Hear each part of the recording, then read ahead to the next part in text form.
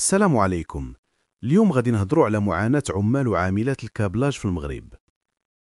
الكابلاج هو صناعة ديال الأسلاك الكهربائية اللي كتستعمل في السيارات، وهو قطاع مهم بزاف كيخلق فرص شغل للشباب والنساء، خصوصا في مدن بحال طنجة، القنيطرة، مكناس والجديدة.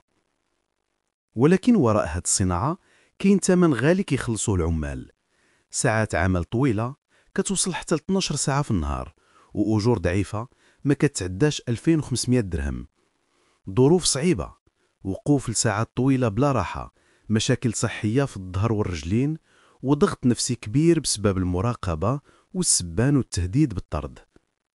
الأغلبية ديال العمال هما نساء، كيتحملوا الخدمة في النهار والواجبات ديال الدار في الليل. بعضهم كيخدموا هو حامل بلا مراعاة، وكاين حتى اللي كيتعرضوا للتحرش أو الإهانة. القانون كيعطي حقوق، راحة، عطل، حماية، لكن بزاف من المعامل ما كتحترمش هاد الحقوق. النقابات كتعرض للتضييق، واللي كيحاول يطالب بحقوقه كيتعرض للضغط أو كيخسر خدمته.